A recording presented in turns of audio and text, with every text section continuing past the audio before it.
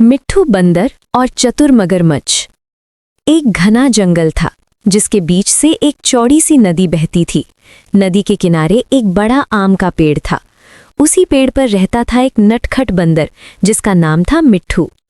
मिट्ठू को आम बहुत पसंद थे। वो रोज पेड़ से पके पके आम तोड़ता, खाते खाते गाना गाता, आम खाऊं मस्ती पाऊं। नदी में एक मगरमच्छ रहता था जिसका नाम था कल्लू। कल्लू दिखने में डरावना था लेकिन दिल से अच्छा और थोड़ा सा भोला था।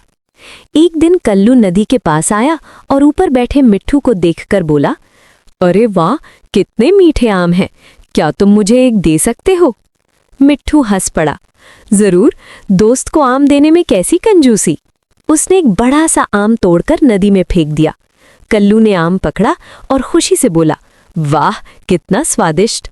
दोस्ती की शुरुआत। अब रोज मिट्ठू कल्लू को आम देता और कल्लू नदी में तैरते हुए बातें करता। दोनों दिन भर की बातें करते, कभी बारिश की, कभी जंगल के मेले की, तो कभी नए फलों की। कुछ ही दिनों में वे अच्छे दोस्त बन गए। एक दिन कल्लू बोला, मिट्ठू, क्या तुम कभी मेरे घर आओगे? नदी के उस पार मेरा परिवार रहता है। मिट्ठू ने सोचा और बोला, ठीक है, लेकिन मुझे तैरना नहीं आता। कल्लू मुस्कुराया, मेरी पीठ पर बैठ जाना। नदी की सैर। अगले दिन मिट्ठू कल्लू की पीठ पर बैठकर नदी पार करने लगा। नदी के बीच पहुंचते ही कल्लू थोड़ा अजीब सा चुप हो गया।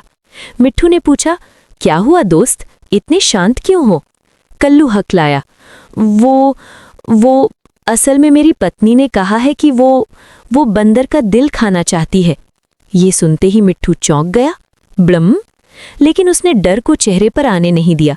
वो तुरंत बोला, अरे, तुमने पहले क्यों नहीं बताया? कल्लू हैरान हुआ, क्या मतलब?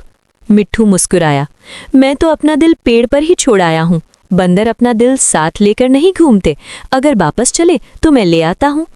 चतुराई से बचाव।